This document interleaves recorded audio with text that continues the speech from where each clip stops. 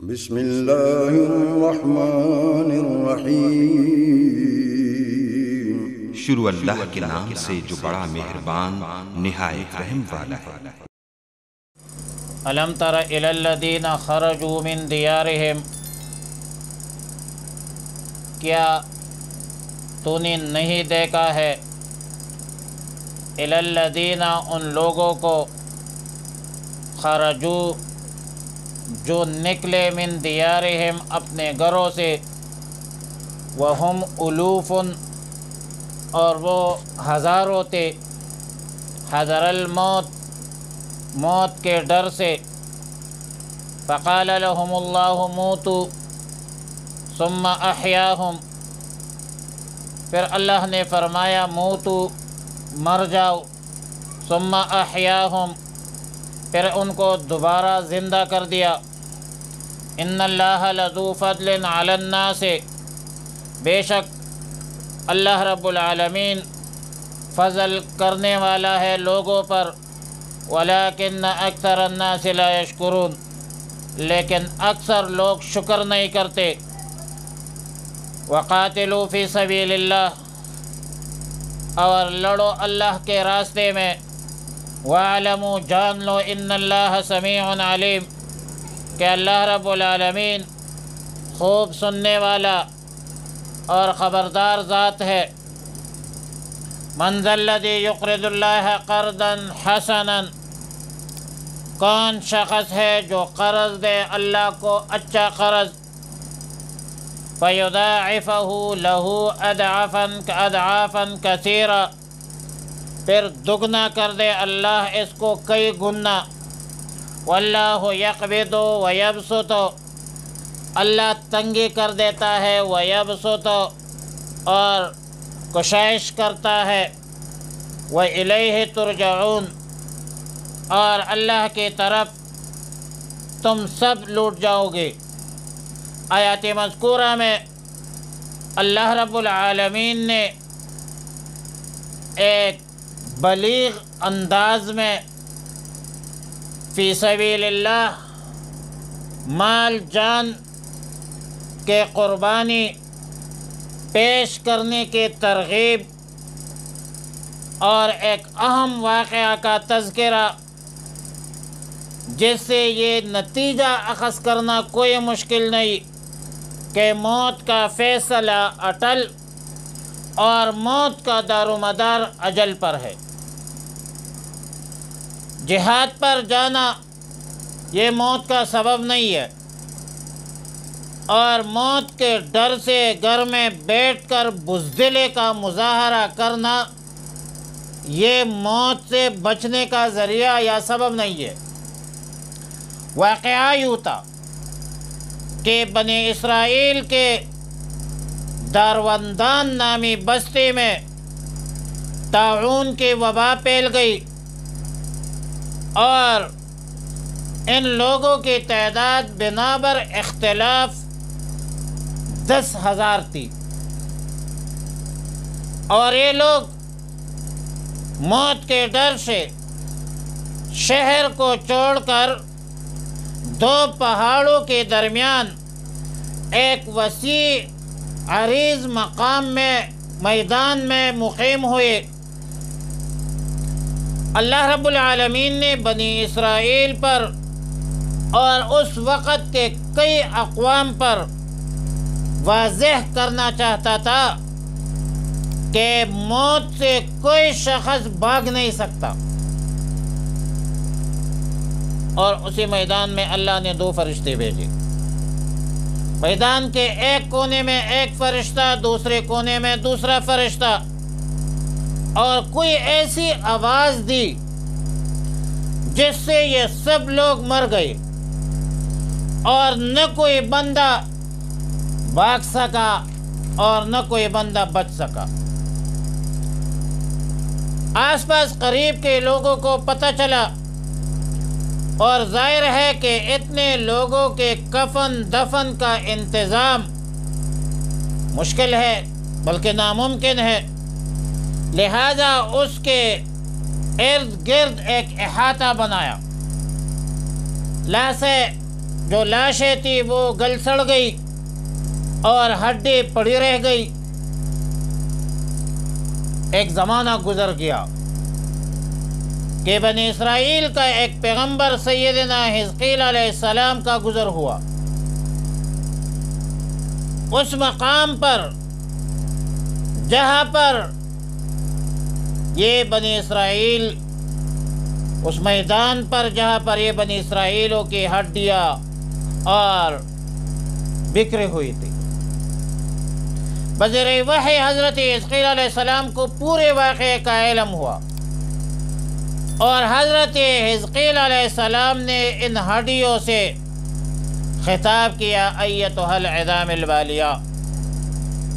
کہ اے پرانی ہڈیوں، اللہ تمہیں حکم دیتا ہے کہ ہر جوڑ کے ہڈی اپنی جگہ پر جمع ہو جائے۔ پھر اس کے بعد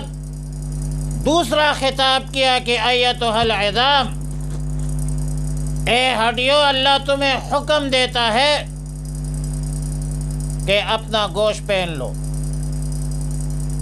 پٹے اور کال درست کر لو۔ پھر ارواح کو خطاب کیا کہ اپنے اپنے ابدان میں واپس آ جائے۔ بالآخر وہ لاشیں زندہ ہو کر کھڑی ہو گئی، اور سب کی زبان پر ایک بات تھی، سبحانک لا الہ الا انت، سبحانک لا الہ الا انت۔ قرآن کریم نے اس واقعہ کو لفظ تراسی ذکر کیا ہے، ظاہر ہے جو رؤیت سے ہے، دیکھنے کو کہتے ہیں، اور یہ واقعہ رسول اللہ مبارک صلی اللہ علیہ وسلم سے ہزاروں سال پہلے کا واقعہ ہے۔ اب اس واقعے کو دیکھنے کا تو سوال ہی پیدا نہیں ہوتا، لیکن اس کا منشا یہ ہے کہ یہ واقعہ اتنا یقینی ہے کہ گویا کہ آنکھ کو دیکھا حال، اور ظاہر ہے رؤیت سے مراد رؤیت بصری نہیں ہے، بلکہ رؤیت علمی ہے، رؤیت قلبی ہے، وحی کے ذریعے اللہ رب العالمین نے بتلایا ہے۔ واقعہ کے مطابق بنی اسرائیل کے ہزاروں لوگ طاعون سے بھاگ گئے تھے، لہذا آج بھی یہ مسئلہ ہے کہ طاعون سے بھاگنا، وبائی امراض سے بھاگنا اور جان بچانے کی کوشش کرنا شرعاً ممنوع ہے، غلط ہے۔ اور پھر جس شہر میں وبا ہو، طاعون ہو، تو وہاں سے دوسری جگہ راہ فرار اختیار کرنا یہ بھی ممنوع ہے۔ نبی علیہ الصلوۃ والسلام نے فرمایا،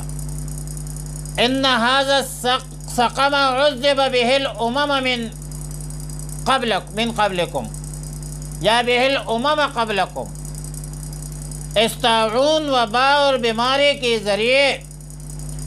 اللہ نے تم سے پہلے قوموں پر عذاب نازل فرمایا۔ فَإِذَا سَمِعْتُمْ بِهِ فِي الْأَرْضِ فَلَا تَدْخُلُوهَا، جب یہ سنو کہ کسی شہر میں وبائی مرض ہے، طاعون ہے،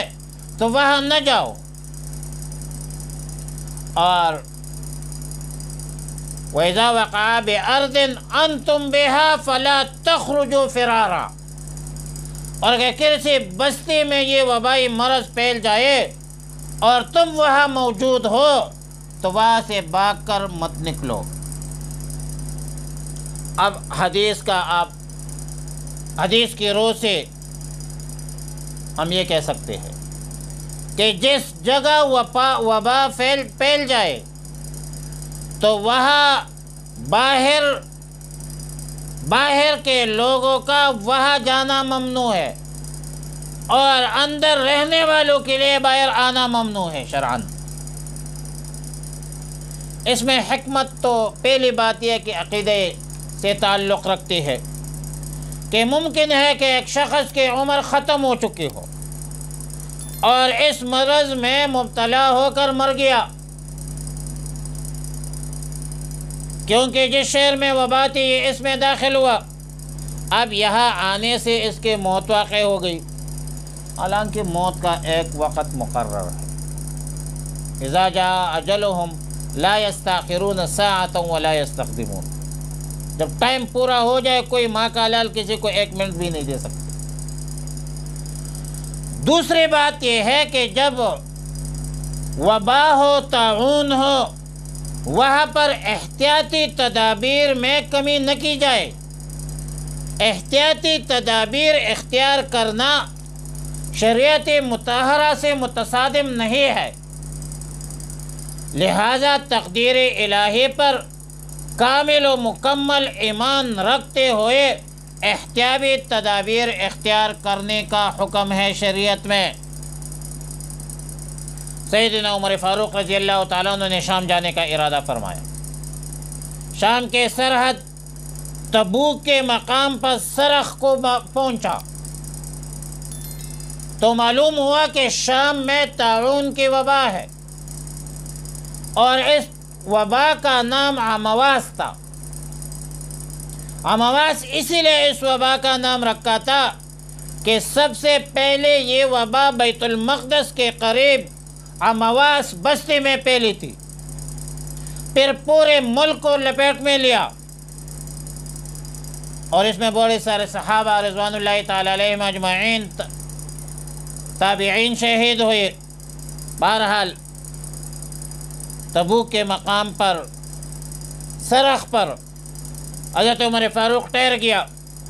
مشاورت شروع کی کہ شام جانا چاہیے یا نہیں جانا چاہیے۔ تو سیدنا عبد الرحمن ابن عوف رضی اللہ تعالیٰ عنہ کے ساتھ رابطہ ہوا، انہوں نے حدیث سنائی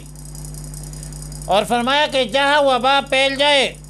وہاں پر کوئی بندہ داخل نہ ہو اور وہاں سے کوئی بندہ باہر بھی نہ نکلے۔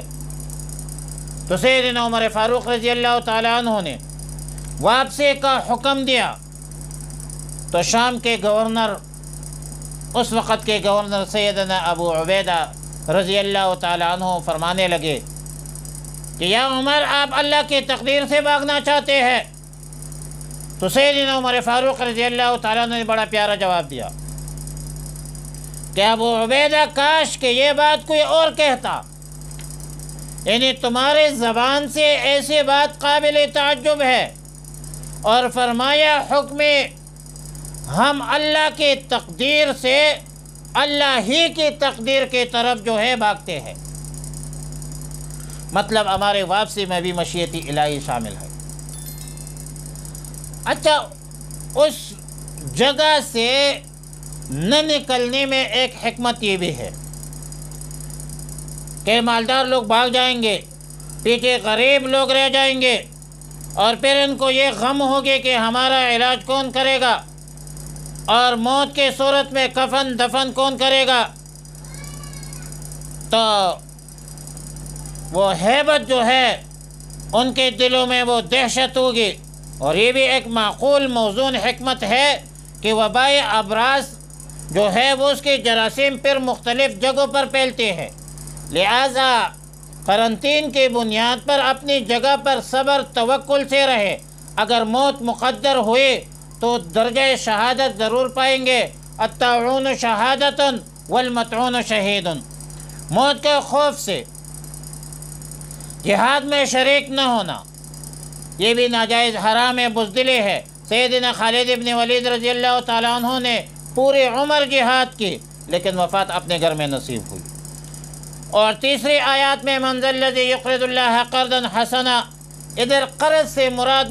مجازن قرض مراد ہے، ورنہ اس سے مراد یہ ہے کہ اللہ کے راستے میں خرچ کرو، اور ایک خرمہ جو اللہ کے راستے میں خرچ کرے گا اللہ اس کو اتنا بڑھائے گا کہ وہ احد کے پہاڑ کے برابر ہوگا۔ اور لوگوں کو قرض دینا بھی اللہ کے نزدیک ایک محبوب عمل ہے۔ ما من مسلم یقرض مسلما قرضا مرتن الا کصدقۃ مرتین، جو مسلمان دوسرے مسلمان کو قرض دیتا ہے یہ قرض دینا اللہ کے راستے میں اس مال کے 2 دفعہ صدقہ کرنے سے بہتر ہے۔ اور قرض کی ادائیگی میں وقت مقرر نہیں ہوتی، البتہ دین میں جو ہے وہ وقت مقرر ہوتی ہے، اور قرض میں زیادتی بھی حرام ہے، سود ہے، اور قرض کی ادائیگی میں بھی جلدی کرنا چاہیے۔